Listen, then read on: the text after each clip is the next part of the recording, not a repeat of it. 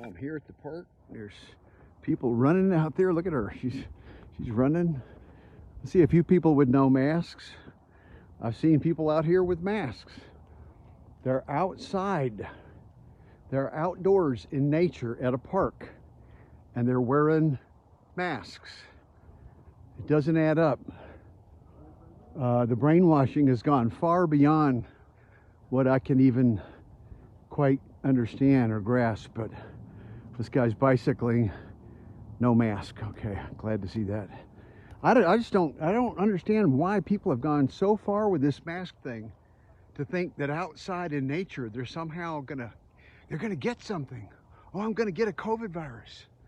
No, that's idiotic. That is totally insane to think you can come outdoors in a park and you're gonna pick up a virus any more than you would have for the last 10,000 years. I mean, yeah, there are viruses. You have like trillions in your body. Bacteria, trillions in your body, more bacteria than you have cells in your body. And suddenly everybody's paranoid and thinks that they're gonna get a virus. I'm gonna get a virus from somebody. I'm gonna die. No, even if you got the virus, you're not gonna die. You'll get sick. And then you'll get well. And your body will have immunity. If you allow it, if you don't put a stupid poison vaccine into it. But if you do that, now your body's got to make this spike protein forever.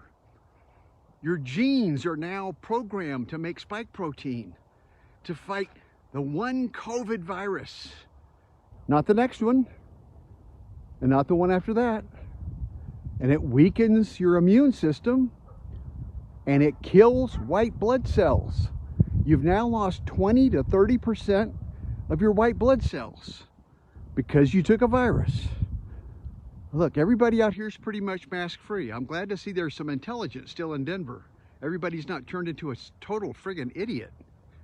But there's people wearing masks outdoors, folks. I'm telling you, this Cheeseman Park, go and do some sun gazing. I can walk on the grass a little bit. It's not all covered with snow anymore. Oh, God, it feels good to be outside. I've missed this. Being out in nature, I need to do it more. I will this week. We're having wonderful temperatures, 61 degrees today. 61 degrees in mid-January? I would have paid $100 for a day like this last year. We didn't have a day like this last year that I remember. Of course, I was still getting loaded on weed every day, waking up at 3 o'clock. So by the time I got outside at 5 or 6, no sun. But now I'm off the weed. No more weed for me ever again. Done with that crap. I know it's not crap. It's got good stuff in it, CBDs. And I do still take the CBDs every day. CBDs are wonderful, wonderful. I get it from hemp. You can get all the CBDs you need from hemp. The hemp paste company out of Hawaii makes a wonderful product. It's not cheap, but it's good quality. It has all the compounds of the hemp plant, all of them. You're getting all the CBDs your body can need in the right ratio and proportion that Mother Nature made it in. It's fantastic. Tastes really good too. And I eat it every day. Got to have my hemp paste. But I don't want no more THC ever again. 41 years of every day of THC, I had enough. I maxed out. I want my brain to work from here on out, and it's working a lot better since I quit. And you know, if you still like weed and you like getting high, more power to you. I'm not judging anybody that likes to get high. Hell, I did it for 41 years. That's 2/3 of my life almost. So I understand the need, the compulsion to get high. Got a little pumpkin seed stuck up my throat. I'm not sick. Look, somebody built a little snow thing here. It's not really a snowman. Maybe it was, and it disintegrated into a bunch of leaves and snow. That's still cute. I like it. It's sort of like a snow monolith. You know, like the monolith in 2001. It's the little snow guy. I like it. But yeah, it's beautiful out here. Beautiful. I'm gonna just absorb the sun here into my eyes. Look at the sun and gaze at it a little bit. It's good. It's good for the eyes, good for the body, good for the soul. And it's great walking on the grass. The lovely grass out here. Oh, I love this time of year when it's warm, because really it's ideal. It's just crisp, dry here in Denver, very dry. We don't have that damp humidity like most places do. We don't have an ocean, and that's kind of the downside. No ocean here, but we got nice, beautiful mountains. Anytime you want the mountains, they're over there. Can't see them too well from here. All you see are buildings, apartment buildings, trees. Trees are great. Think if the world didn't have any trees, what it would look like. It'd be an awful, terrible world as far as, I mean, I'm sure we'd get by, because there's places in the world that don't have trees, and they get by. Antarctica, Iceland, Wyoming. But it's great. It's great to be out here soaking up the good vibes and little patches of snow here. I'll try to dodge those so I don't get my little sneakers wet. I'm going to head over to the record store after this and check out some vinyl and see what I can find and good bargains. But oh man, this is great. This is great. It's great. So wherever you are in the world, I hope your winter, if you're in the northern hemisphere, that's what it's called, the northern hemisphere, yeah, above the equator, you're having winter right now. Hope your winter's going well. If you're in the southern hemisphere, hope you're enjoying your summer, I guess it is. And but this is a beautiful winter, and check out this moon. This is about a half moon up there. I can get a focus on it as close as I can get. Oh, there we go. Isn't that nice? With a little droning airplane in the background. Where is that plane? There it goes. Oh, it's a chopper. Is it a helicopter? Yeah, I think it is. I can't see it. Maybe I can get a fix on it over here. No, it's hiding behind the building. Those choppers move too fast. He's out of here. He's going to do a rescue mission or something. There he goes. You can see it. Whirlybird. We used to call it the Whirlybird. There was a show on TV years ago called Whirlybird, I think. That's where I remember that. And it was a small one, with the little globe, little plastic dome around it, you know, cockpit that the guys get in, and it's a small one, and they just. Of course, in Vietnam, they had them all over the place. Luckily, I avoided the experience in Vietnam, but I got to ride in a couple of those choppers back in West Point military summer training, and rode in a Chinook helicopter and the little small one, I forget what they were called, the fast ones that they used to zip in and out for combat, take the wounded out. You know, there's a lot of wounded in Vietnam that didn't die. Way more that got wounded that didn't die. Most of the people, men and women too, that died in Vietnam in the war, Americans, they didn't die in combat. The majority did not die in combat. They died of other later, you know, wounds or things or infections, or they were fragged by their own people. Soldiers shooting their own officers. A lot of that happened over there. A lot of that happened. And they died in other incidents, going off, you know, off duty and doing crazy things. But it's an interesting statistic. If you look it up, what was the cause of deaths of all the 58,000 plus people that died on the American side? Most of them were not combat related. They didn't die directly in a combat, in a firefight. You know, most times the ambushes happened.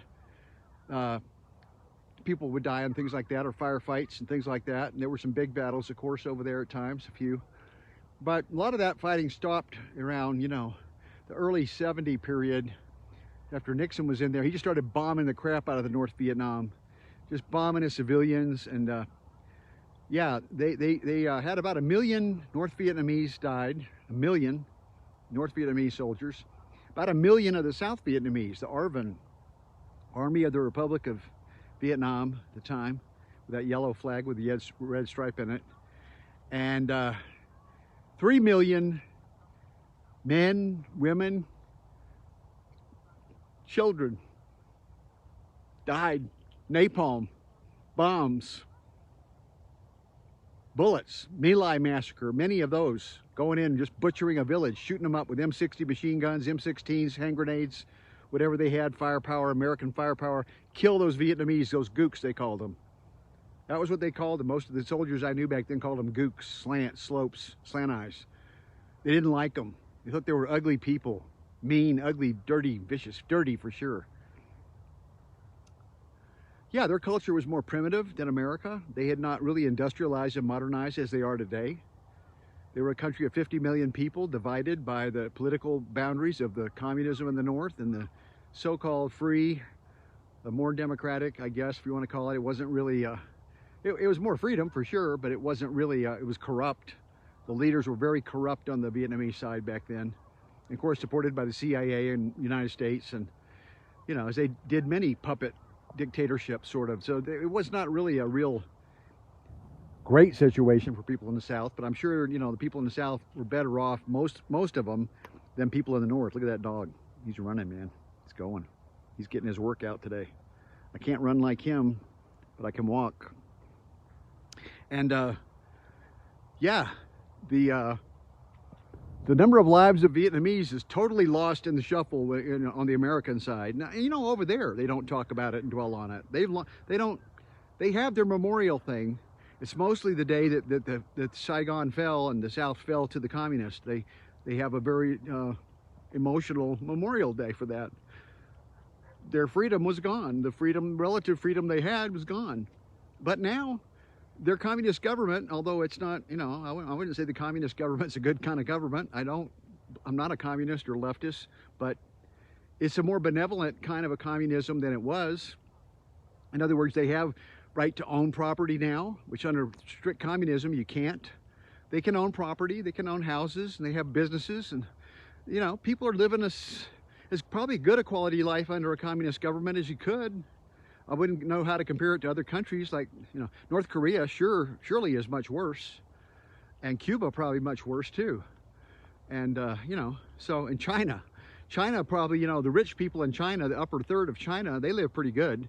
They're totally controlled and surveilled and, you know, all that by the government, but, you know, they have relative amount of freedom, I guess.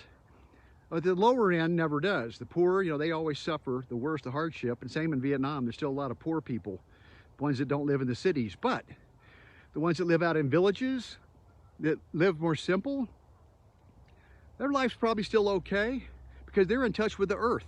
Just like this, they go out and every day and they have their gardens and they catch their fish and whatever they do and take care of their huts, and they live simple lives and they have spiritual lives, and they're very small percent of Christians in Vietnam, about 7 or 8%, mostly Catholic, from the Catholic missionaries that went over there to convert them to their form of religion. Most of them over there have a form of folk religion, Buddhism, Taoism, Confucianism, that kind of thing. Buddhism has a strong influence on them, but also the others. And a lot of them are not totally religious, like you would be in Tibetan monks and that kind of thing, where they go to temples and worship and pray and meditate. But they just live the values and principles of those religions, Buddhism in particular. If you ever look into Buddhism, it's not a bad way to live, not a bad guideline. It's not bad. It's got a lot of great qualities to Buddhism that have to do with knowing yourself and respecting others and being kind to others, and just, you know, you can look into it. I'm not an expert on Buddhism, but I have looked into it. It's very, very good religion, in my opinion, as far as religions go, even though I wouldn't call it a religion because they don't worship a god or deity. And people get the wrong idea that Buddhists worship the Buddha statue and it's an idol. That is not true, any more than they worship a tree. You know, Buddha sat under the Bodhi tree, and that's where he reached enlightenment. It's about aspiring to 5D consciousness, higher elevated consciousness. That's what Buddhism's about. It's really that simple. And so does Yogananda and Kriya Yoga. They're very similar, aspiring to bliss consciousness, God consciousness, higher consciousness. It's not about worshiping a deity all the time, you know. But yet, you know, Christians do, and there's nothing wrong with that, I guess, if that's how you want to go about it. But I prefer to live by the teachings of Christ and the living Christ that lives in me and my heart, and that connection I have with him, rather than go sit in a church and listen to some preacher preach what he thinks about it and give him money and think that that's going to get me off the hook and get me into heaven, and then I can go out and do what I want, and all I got to do is ask forgiveness and be absolved and all that. I don't think it's that easy. I think karma is a real thing, and the seeds we sow, you know, we will sow what we reap. Reap what we sow. I always get that backwards. Reap what we sow. So on that note, I will stand here and absorb the sun rays, and hope you're doing the same thing, or you get around to it sometime during the winter. Because don't forget, the sun still shines all year round, and it's beautiful, and it'll do you some good. All right, my friends, peace. Namaste.